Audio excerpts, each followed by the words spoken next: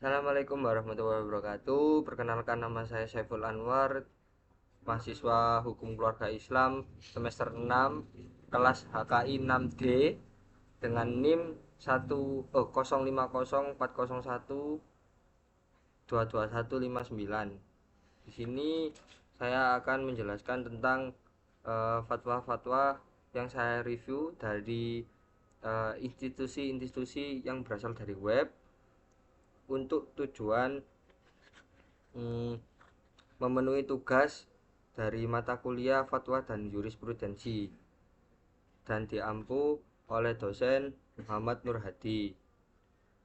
Bismillahirrahmanirrahim.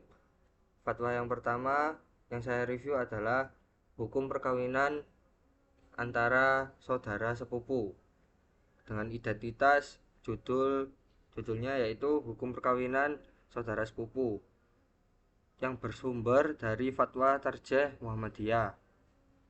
Institusi yang mengeluarkan fatwa tersebut adalah Majelis Tarjih Muhammadiyah dan tokoh-tokoh atau lembaga yang terlibat yaitu Majelis Tarjih dan Tajdid Muhammadiyah sebagai lembaga fatwa.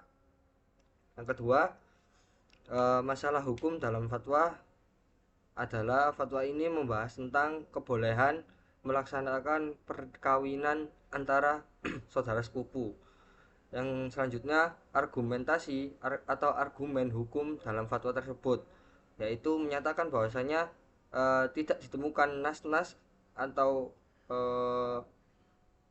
ayat-ayat dalam Al-Quran yang dapat dijadikan alasan tidak diperbolehkannya perkawinan saudara sepupu, seperti yang diterangkan dalam ayat 3, ayat 22 dan ayat 23 dan ayat 24 surat An-Nisa serta ayat 228, 230, 234 dan 235 surat Al-Baqarah. Setelah menelaah nas-nas di atas, tidak ditemukannya bahasanya larangan atas pernikahan saudara sepupu itu. Kemudian teori yang saya gunakan dalam mereview fatwa ini adalah yang pertama, teori Ta'yidi yang memperkuat hukum yang ada dengan menegaskan bahwa tidak ada larangan dalam Al-Quran dan Sunnah mengenai pernikahan saudara sepupu. Yang kedua adalah teori Islahi yang memberikan solusi, memberikan kepastian hukum mengenai kebolehan perkawinan saudara sepupu ini, sehingga mengurangi keraguan yang terjadi di masyarakat. Yang kedua adalah fatwa tentang larangan menikah lebih dari 4 istri dengan identitas fatwa yang pertama judul larangan menikah lebih dari 4 istri yang bersumber dari Majelis Ulama Indonesia. Institusi yang mengeluarkan adalah Majelis Ulama Indonesia atau MUI dengan nomor fatwa nomor 17 tahun 2013. Masalah dalam fatwa ini adalah membahas hukum seorang lelaki yang memiliki lebih dari 4 istri atau lelaki yang hendak menikahi 4 istri secara bersamaan. Pertanyaan utama yang diajukan dalam fatwa ini adalah apakah diperbolehkan bagi seorang lelaki menikahi lebih dari 4 wanita secara bersamaan, dan bagaimana status pernikahan tersebut menurut Islam dan apa akibat dari perbuatan tersebut. Argumen hukum dalam fatwa ini ada 3. Yang pertama, pernikah beristri lebih dari 4 pada waktu bersamaan hukumnya haram.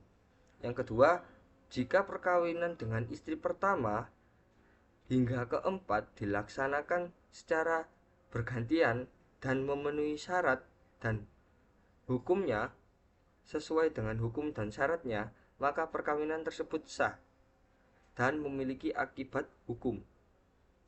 Yang ketiga adalah wanita yang dinikahi sebagai istri kelima dan seterusnya, meskipun sudah digauli, statusnya bukan istri sah.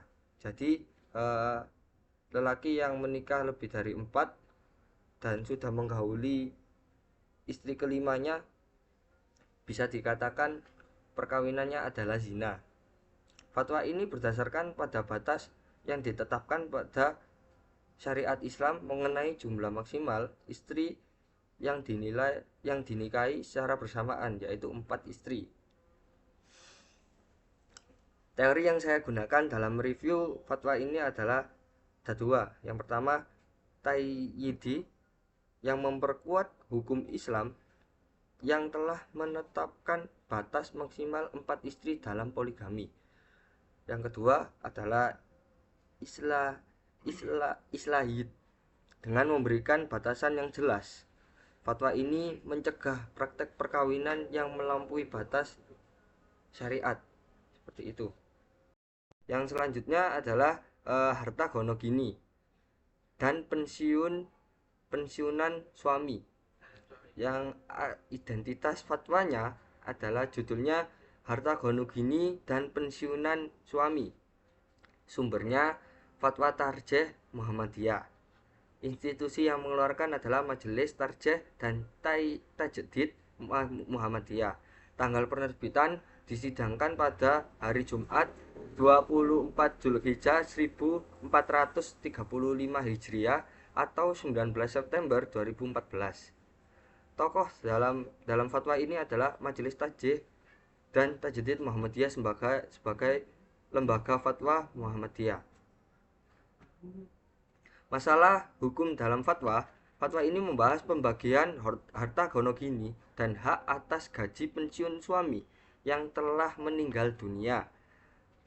Pertanyaan utama adalah bagaimana pembagian harta bersama dan apakah gaji pensiunan suami yang meninggal dunia harus dibagi sesuai dengan aturan.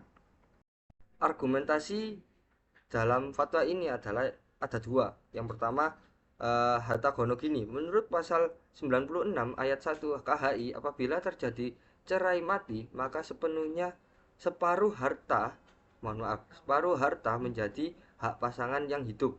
Dengan demikian, jika suami meninggal dunia, separuh dari harta bersama menjadi milik istri dan separuhnya menjadi harta warisan. Yang kedua adalah gaji pensiunan suami yang telah meninggal dunia.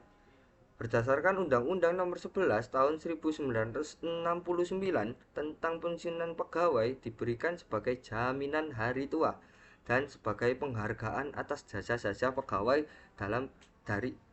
untuk perusahaan. Oleh karena itu, harta pensiunan suami ini menjadi milik istri karena bukan harta bersama, melainkan diperoleh setelah meninggal dunia.